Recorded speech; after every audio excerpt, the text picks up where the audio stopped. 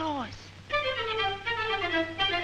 They're making toys for little girls and boys in the shanty where Santa Claus lives. They're taking tears. Merry Christmas, everybody. God damn it. I've gone too far to change things now, so I guess Christmas is in January. Once again, the solstice is upon us, and we must face the coldest, darkest, slipperiest time of the year. So, what better game to talk about for Christmas than a goddamn Castlevania game? The series with some of the most downright immaculate holiday vibes imaginable. We got Santa Claus, Rudolph, slip and fall hazards, ungrateful children. They're all here.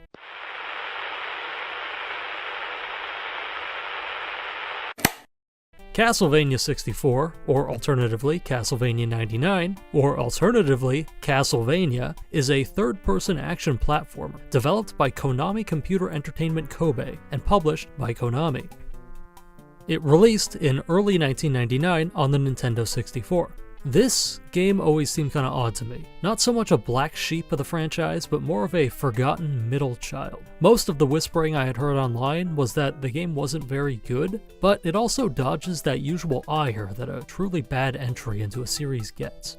Despite being what should be a landmark entry in a popular series, I couldn't find much in terms of the development history for the game. The game was first revealed as Dracula 3D at Tokyo Game Show 1997, with a quick trailer showing off some very early renders of what was supposed to be the game's 4 playable characters. By Tokyo Game Show 1998, those 4 playable characters would be shaved down to 2. One of those characters, a wolfman named Cornell, would be moved to the game's expansion pack that would release a year later. The final character, Kohler, a gun-wielding, chainsaw-handed Frankenstein's monster, would be removed from the game completely. I can see that there was a beta build in 1998. I think that it was shown off at TGS 1998, but I'm unsure if a playable version or even like a video of it exists anywhere online. The beta shows off a number of cut sub-weapons like garlic and a wooden stake, as well as status effects that wouldn't make it to the full release, like the player getting turned into stone. I really do wish I could have dug up more on this game's development because, for reasons we'll get into later, this game seems to be woefully unfinished. Which is weird considering, just how big the series is. You think there would be like a little more history on the development revolving, around the first 3D Castlevania game, but I'm just not finding it. What mysteries surround this game? Why did they want this buried? What are they hiding?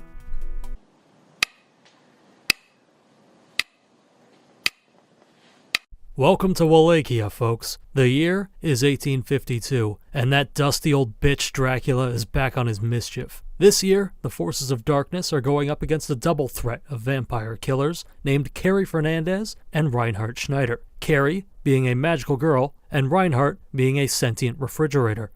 What is a man?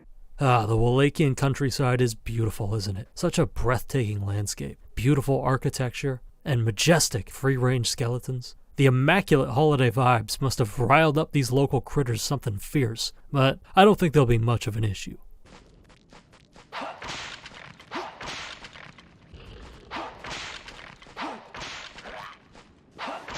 Actually, the skeletons might be a bit of an issue.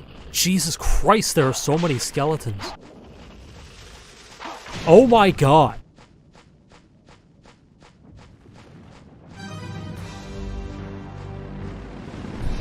Well, I suppose this is more of a lateral move than anything. At least he doesn't explode.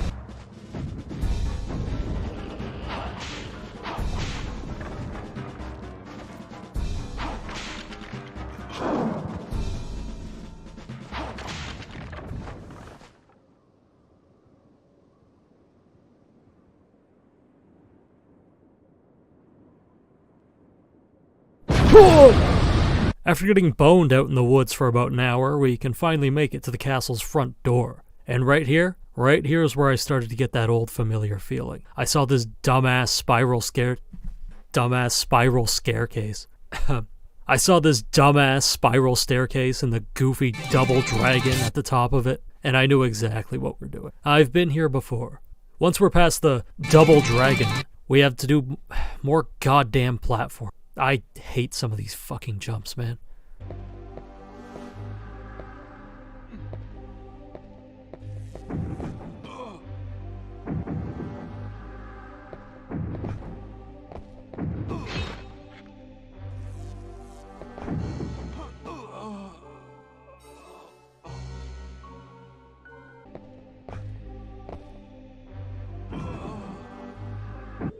Oh, we were right there, man!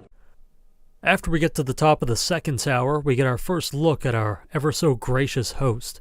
See, I told you he was Santa Claus. Who else laughs like that? Nobody, that's who. Santa deniers lose again. So after getting told that we're on the naughty list, we find ourselves in a little villa on the outskirts of the castle. Here, we meet a tiny man claiming to be a vampire hunter. I seriously can't get over how small he is. I forget his name, but he's probably not all that important anyway.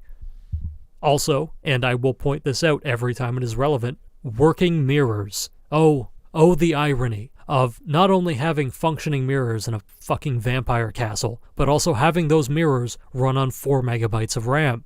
Speaking of mirrors...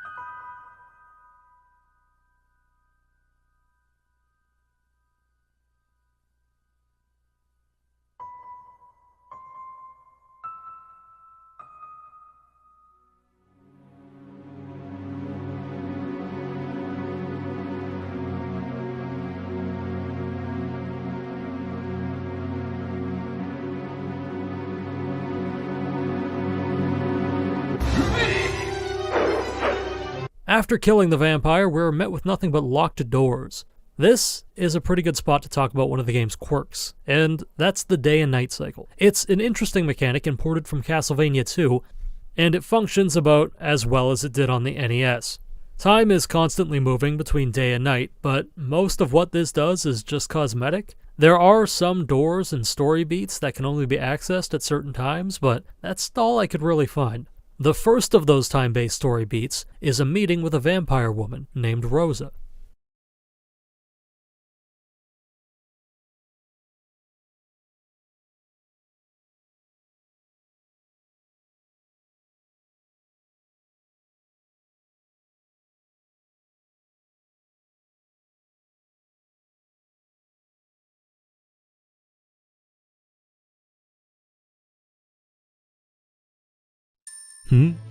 A woman. Hello. My name is Rosa. I mean you no harm. I tend the garden here. You really shouldn't linger in this place. It's quite dangerous for mortals. You said your name was Rosa? That's ironic. Oh, because the garden. I suppose I haven't thought much of it. It's just a... No, you're a vampire and you take care of the plants. How is that? Because you can't be out during the day. So the flowers, they have no idea who's taking care of them. What? Because they go to sleep at night. They won't know that you're the one who's feeding them. You poor man.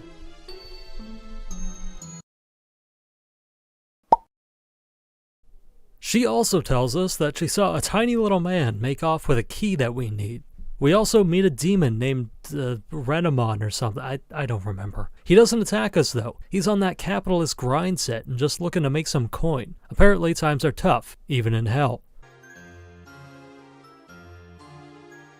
Probably because all the capitalists. After we get the key from the little vampire killer, we can go into the archives where we get another key. And this key leads to...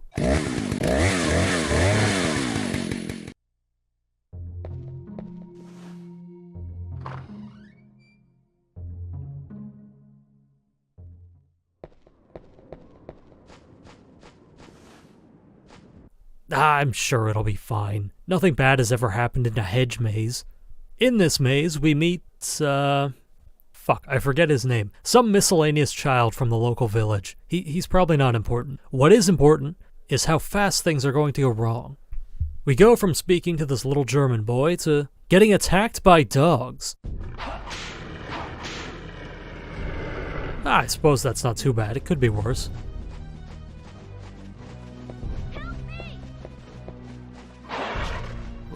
Get off of me! Why can't I move? What the hell is that? Run, little German boy, run! Don't make me run! I'm full of chocolate! Just use a map. Just use a map. It's okay. No one will know. It's a 20-plus-year-old video game. There's no shame in it. If God wanted hedge mazes to exist, they would occur naturally. But in this place, God turns a blind eye. So we cheat. Once we get into that bastard maze, we meet up with the little German boy again and shoo him off through some gate. He should be able to make it home okay. I don't think the ghouls can leave the garden. Oh no, I forgot about the skeletons! And to end the level, we get not a single, but a double vampire fight. These guys suck. When they're not in a cowardly mist form or sonic spin dashing you from the ceiling, they're trying to drain your blood to regain their health. Awful. Go straight to hell. I hope none of the other bosses do that.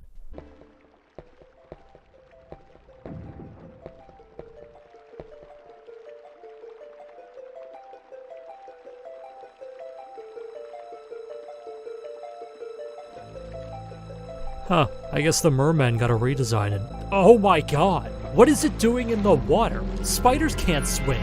Can spiders swim? Awful. Straight to hell.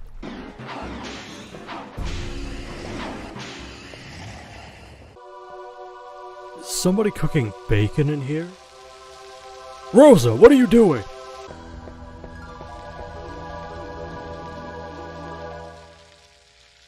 I can't take living as a vampire anymore.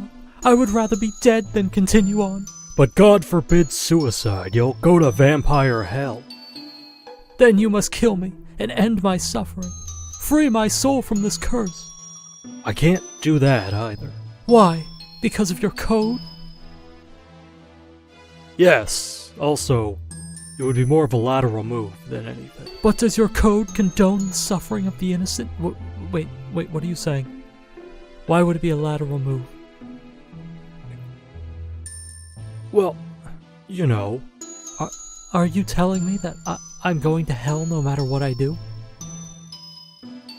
Well, vampire.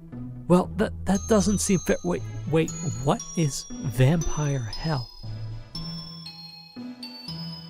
You know, it's where all vampires go when they die. So it's just hell, but filled with vampires? Yeah. And horses. Well, that's just what... Why horses? We don't know. Vampire horses? No. Are they bad horses? Not really. Well, is there a vampire heaven? No. You answered that pretty quickly. Because there's not. So either way, I'm...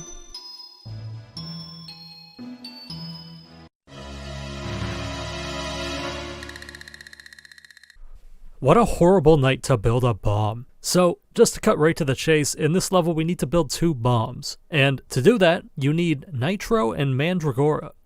It's pretty simple, you just put both pieces together at the cracked wall and then you blow it up. The issue is that when we're holding onto the nitro, we can't jump or get hit. I will admit I had a lot of trouble with this at first, mostly because my dumbass was trying to do the puzzle backwards, but it still sucks to do, and it's not fun. And the game makes you do it twice.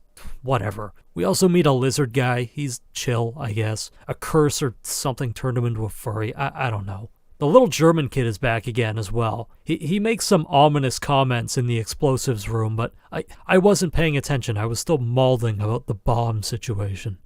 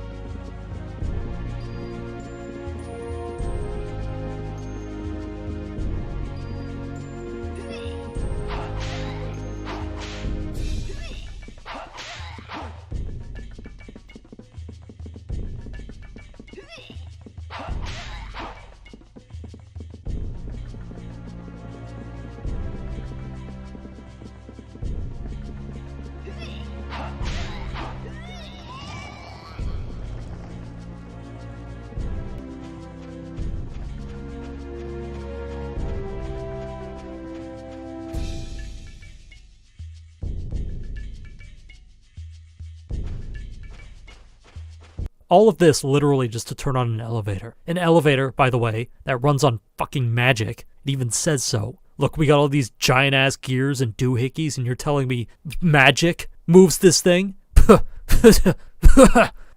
Magic elevator bullshit. At least they give us a save crystal before the boss. The bull demon isn't that bad, I guess. He does have this wombo combo of launching you across the screen and then deleting your ass with a laser.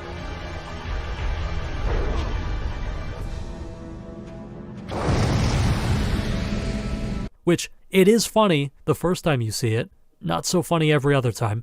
Once you get his rhythm down, he's pretty tame. So, we kill the bull demon, only to get confronted by Rosa, who has Dracula's #1 man, Death, whispering in her ear, coaxing her to kill us. Here he comes. Do it now. Reinhardt, I'm sorry, but I must. Rosa, no. Why are you doing this? He says killing you will save my soul from vampire hell. Rosa, that's ridiculous. That won't work. Yes, it will.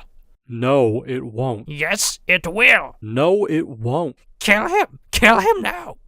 Literally an edgy skeleton talking about loyalty. And why does everybody laugh like that? Alrighty, now it is time for spoilers. If you don't want the rest of this game spoiled, then go to here.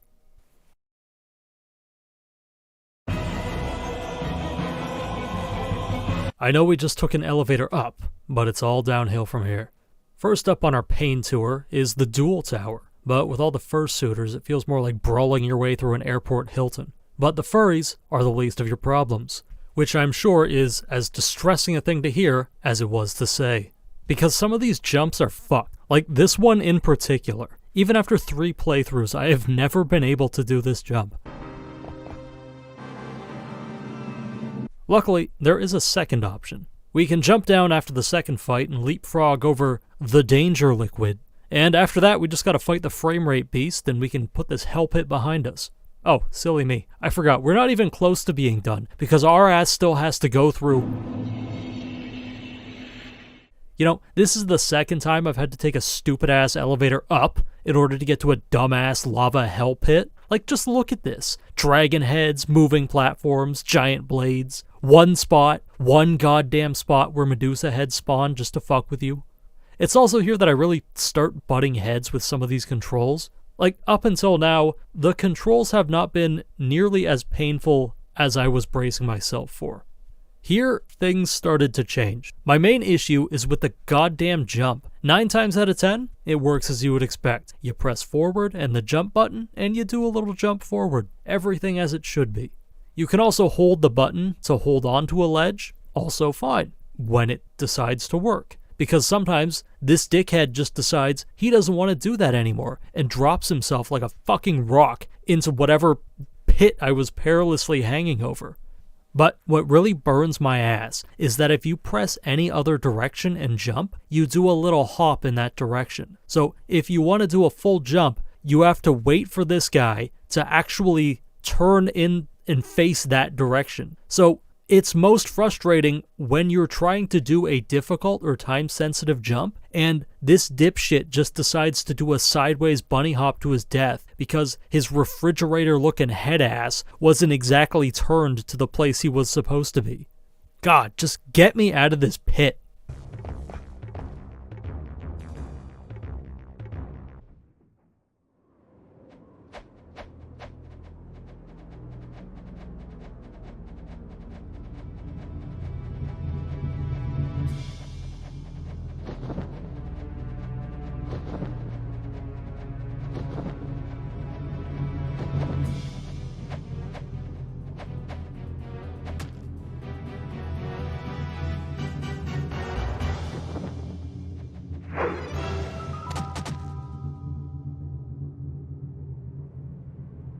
Reinhardt, it's terrible.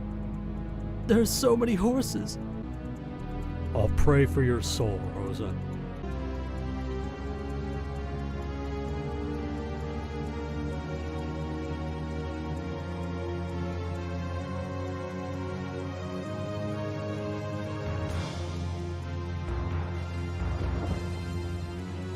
after sacrificing herself to save Slab, who in turn prays for her soul to be saved from vampire hell, where all vampires go when they die. Death continues to be a petty bitch about everything, even while he's getting his ass kicked by a man who thinks flowers go to sleep at night.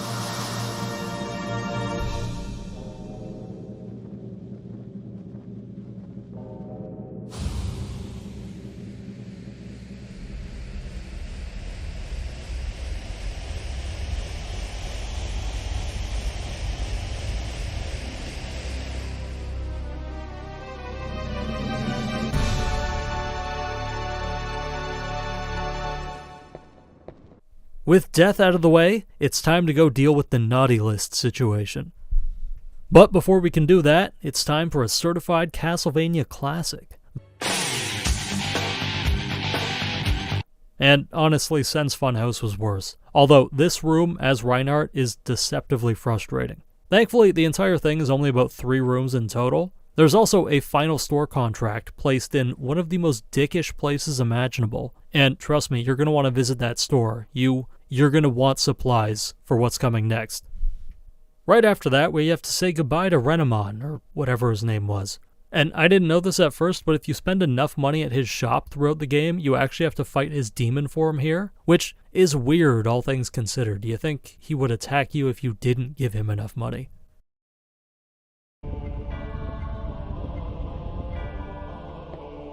That save station, by the way, is a fucking trap. You can't go back from here, so you better hope you bought all you could from the shop when you had the chance.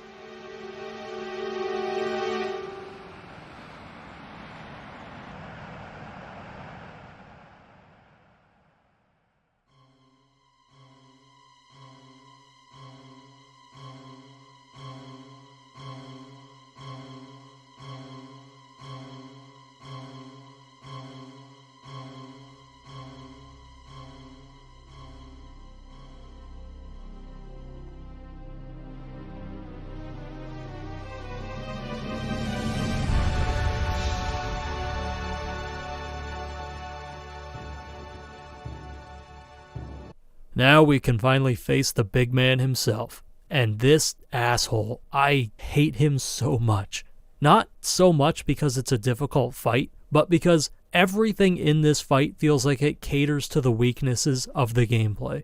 First off, he teleports around, and you already know the camera's gonna hate that. Secondly, you can't hit him while you're standing, so you actually have to jump at him. And so much of the time, it just feels like you're at the whim of some weird RNG if you're actually gonna hit him or not. Cause like, so often would I jump and just completely whiff as the whip misses his face, and I just jump right into his arms, and he just sucks my blood and heals himself, which is another thing he can do. It's awful. Straight to hell.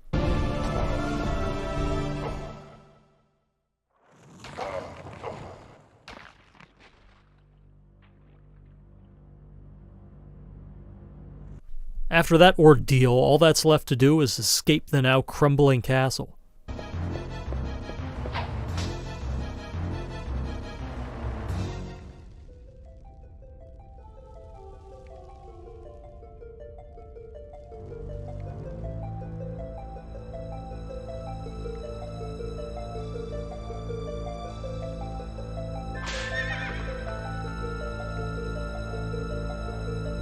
Wait, why was that German boy on a sick-ass horse? Also, putting this jump here is a dick move. So we confront the little German boy on top of one of the ramparts, and he reveals himself to be the real Dracula. Wait a minute, was that other guy actually Santa Claus?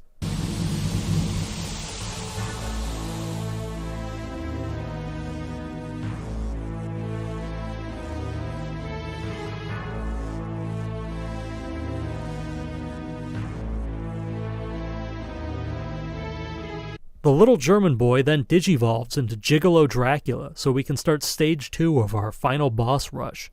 This phase is literally whack-a-mole. Drac teleports around and shoots fireballs at us, and that's about it. It's just as underwhelming and just as annoying as the first fight. Another guessing game while this slut whittles our health down.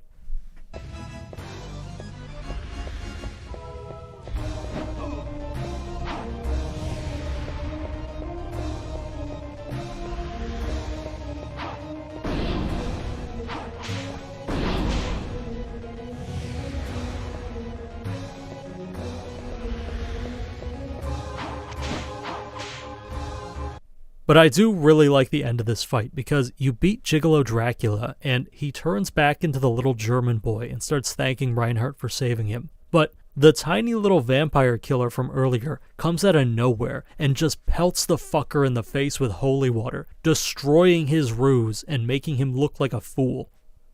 The reveal of his trickery triggers Dracula so bad that he teleports us to vampire hell and turns into a giant centipede demon.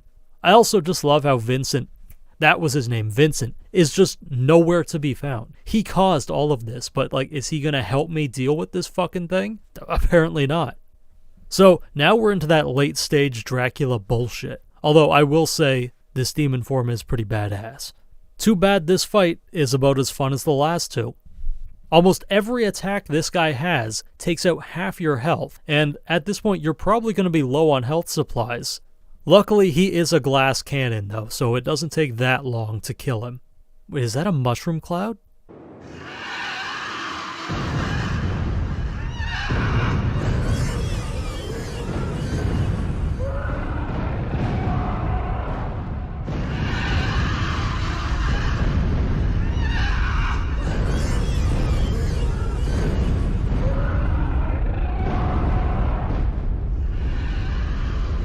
After he dies, we get teleported to a minimum safe distance and get to watch the castle sink into the earth against the rising sun.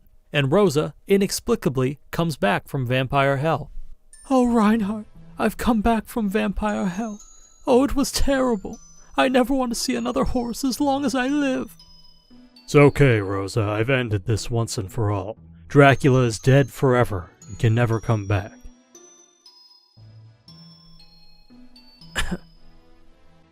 What? That's not really how that works. What? Yeah, he comes back every 100 years or so. He's just kind of built like that. Fuck. Carrie's campaign is largely the same as Reinhardt's, except that Carrie can shoot ki blasts, which makes the combat much easier. There are also a few different levels and story beats, the first of which is the sewer. So instead of spider women in a cave, we get to crawl around a sewer and shoot lizards. After which we have a chance meeting with a woman named Actraiser who claims to be a witch, and she just straight up says, "Hey, we're bringing Drac back, so you can either join us or die," which Carrie responds with, "No." Vile monster, what machinations are you planning in this den of villainy? We are going to resurrect Dracula and bring about a new age of darkness. Oh, What? I just wasn't expecting you to be so forthcoming about it. Usually you people are a little more cryptic and mysterious. What do you mean by you people? Well, you know, bad guys. Oh, I bet little Miss You People is perfect. Well, at least I'm not trying to resurrect Dracula. We need to make the resurrect everywhere. Oh, real mature. An old lady acting like a child. Little loser says what? What? Oh, you bitch.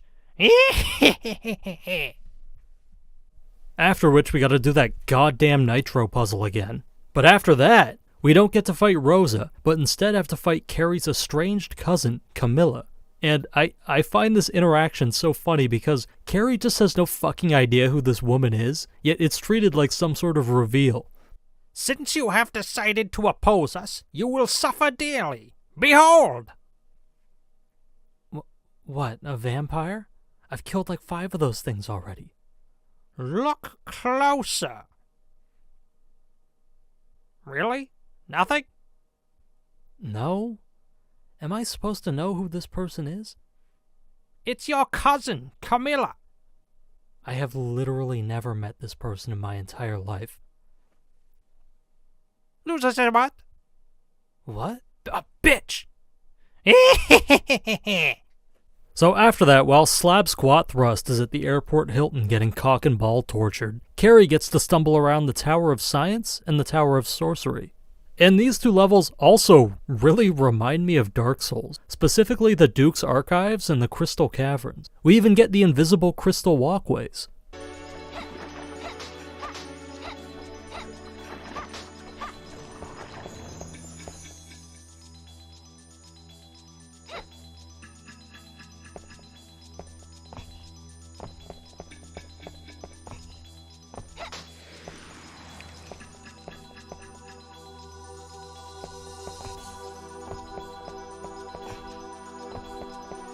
After this is Carrie's final showdown with ActRaiser, and I love how stone cold this little girl is. Like, you have Reinhardt who's trying to play like the noble knight, like in shining armor kind of character, and Carrie is just constantly dropping lines about how she's going to kill every evil thing in this castle. She has 0 chill, but I mean, she can also back up those claims because those key blasts don't fuck around. Child, your doom is upon you. Shut your goddamn mouth. You're all a bunch of cowards, and I won't stop until every evil thing in this house of degenerates is destroyed. Your death is but a mere stepping stone on my path to killing Dracula. You were dead the second you raised your hand against me, you witch. Jesus Christ!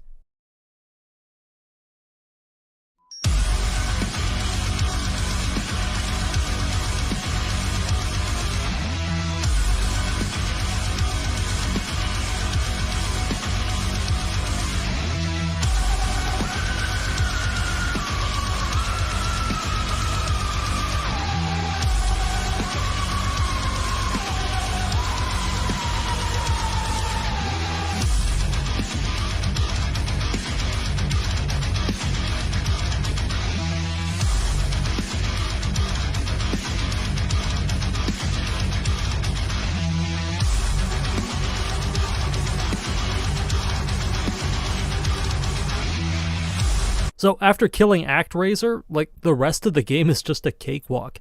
Every area in this game that was a nightmare to play for Reinhardt is trivial for Carrie because she can just blast them. Dracula? Blast them. Gigolo Dracula? Blast them. Centipede Dracula? Well, actually, wrong! He's getting blasted! After that, we get a cutscene where Carrie visits her mother's grave and tells her about how she spent the weekend curb-stomping evil creatures.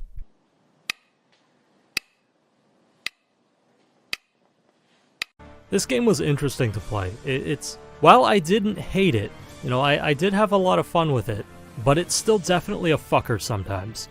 I'd say overall, I really only had 3 big issues with it, and that's just generally how the combat operates, the game's day and night cycle, and the game's economy and inventory. Those are the 3 big things that stick out in my mind.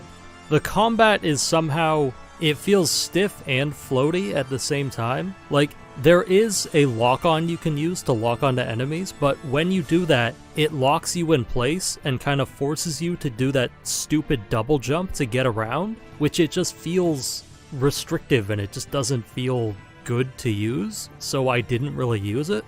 So most of the time I'm just kind of like spray and praying with the whip and hoping that, he's gonna hit what I'm aiming at. And to the game's credit, most of the time the whip did actually hit what I was aiming at. So I did have a thought though.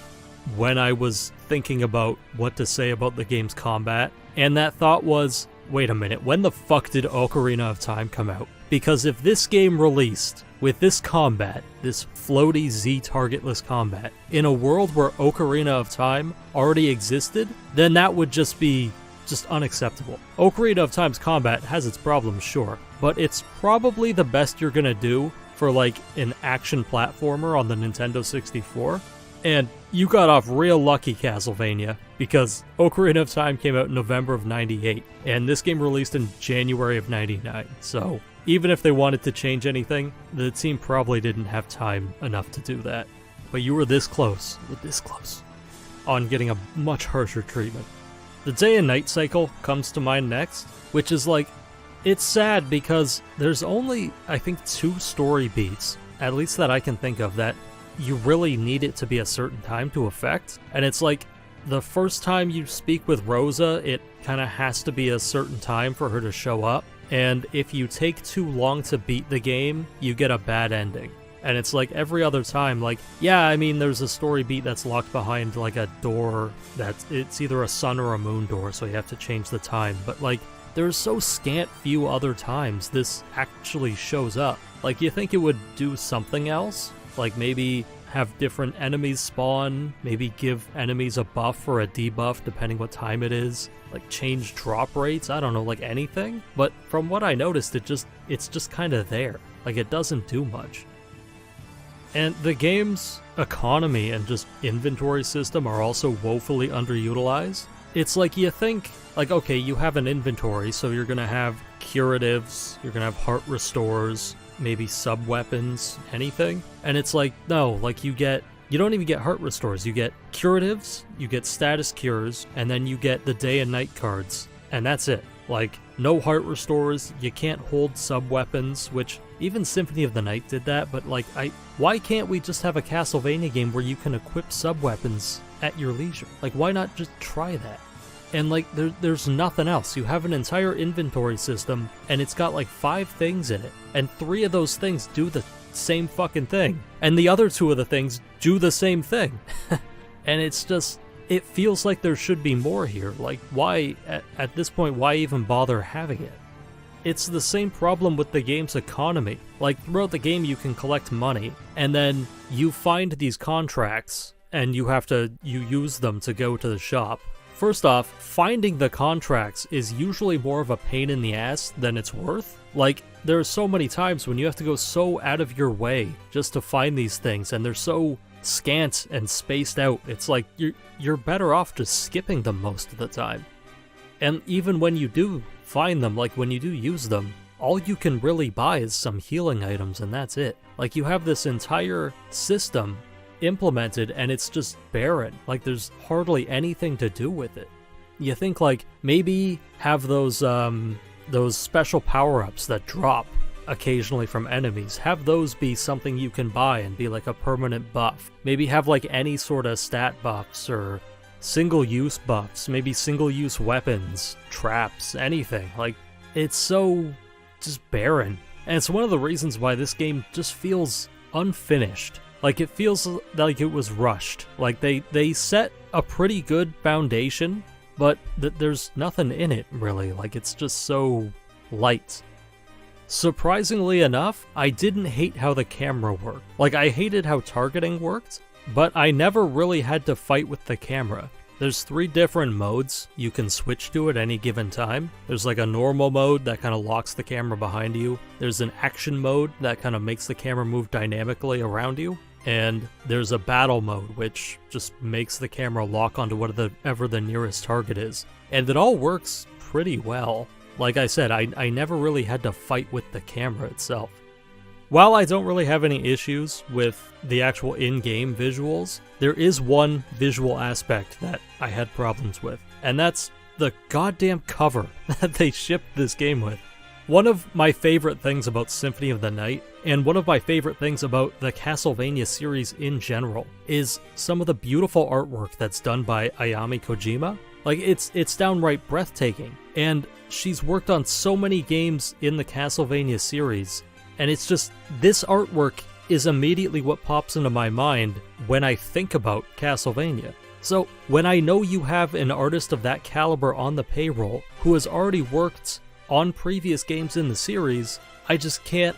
Why would you ship it like this? Like, why would you make this your artwork? It almost, in my opinion, it almost makes the game look like a bootleg.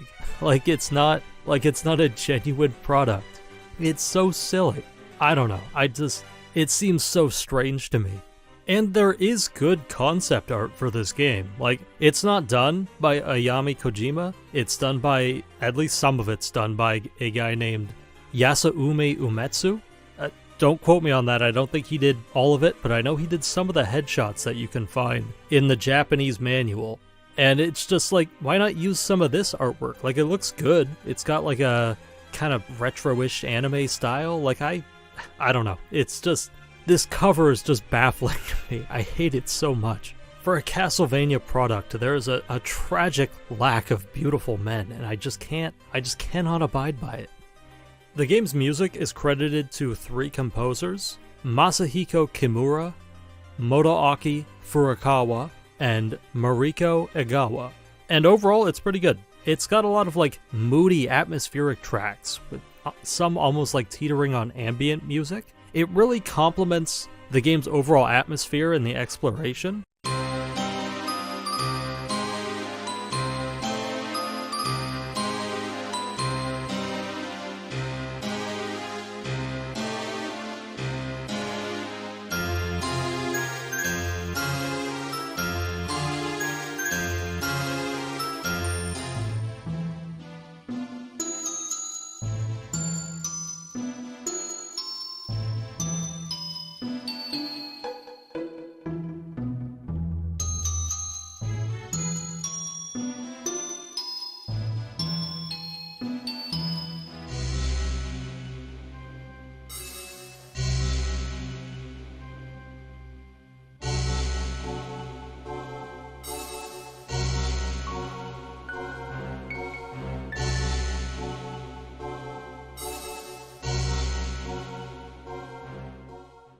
I really like the main menu theme as well.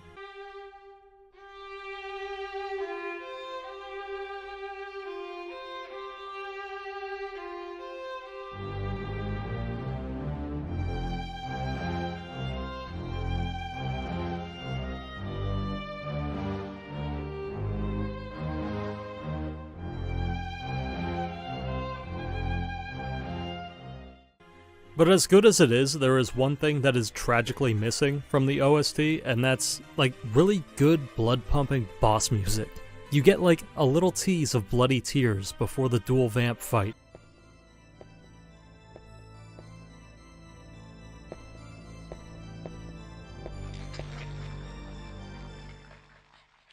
But that's about it. And this lack of boss music makes a lot of honestly underwhelming boss fights even more so. I don't really want to end on a negative, so I will say that one thing this game does very well is setting a scene. Even right from the first few seconds of gameplay, it's building its atmosphere. Like the first scene you get, you're in this dark, moody forest, and there's like lightning hitting the trees, and it makes such a good first impression. Like later on, one of my favorite parts of the game was in the villa. Things kind of slow down a bit and you're moving around the castle grounds through the villa. You're kind of like hunting for keys and items and stuff. And it's just like a more quiet moment. And for a beautiful second there, I thought that this was the direction the game was going to go in. I thought it was going to open up more and kind of let you wander around and find keys and like solve puzzles. You have these like really cool enemies that materialize from the colors projected from stained glass windows. And I really wish the game lingered more on parts like this. Like even the part with the nitro puzzle, like as much of a pain in the ass as that was, it has this wonderful spooky gothic atmosphere and I just love running around through the castle. I just wish the game gave us more of that.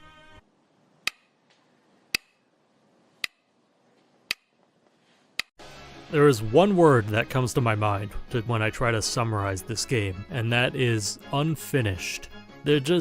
There is so much here that just feels blatantly not done. The scant inventory, the economy, the removal of player characters, the kind of barren story, the lack of any voice acting, or even like grunts or any sort of sound that like signifies characters speaking. It feels like something that's like 3/4 done. And it makes it worse that there's like a genuinely solid foundation to go off here. It's just everything was kind of just terribly underutilized. Even despite all that, I did overall find myself surprised at just how much I enjoyed playing it. It got me curious to try out the other 3D Castlevania games and see what those are like. At the end of the day, I can understand why Castlevania 99 kind of gets swept under the rug compared to the other titles. I wouldn't go as far as calling it bad. I can definitely see why some people enjoy it, but yeah, it just feels undercooked. Well, this totally wasn't a Halloween episode that got procrastinated into a late Halloween episode, into a Christmas episode, now into what is a New Year's episode, so that totally didn't happen. I hope everybody had a happy holiday and happy New Year to everybody. This isn't exactly how I wanted to start off the new year, but I was too far into editing this video to scrap it, so this one's gonna have to be the first of 2026. But don't you worry, I've got plans, kind of. Been doing a lot of pondering lately on how I can make these things easier to write, because the writing is usually what takes the most time when I'm coming up with these. But we'll see. Also, I've been working on a totally new series, separate from Questionably Explained, which I don't know if it's getting its own channel or not, but just stay tuned. I've been working on it for months, so yeah, be prepared for that. But yeah, I think I already said Happy New Year, so Happy New Year. I greatly appreciate all of you for watching, and I'll see you in the next one. Stay safe and take care of yourselves.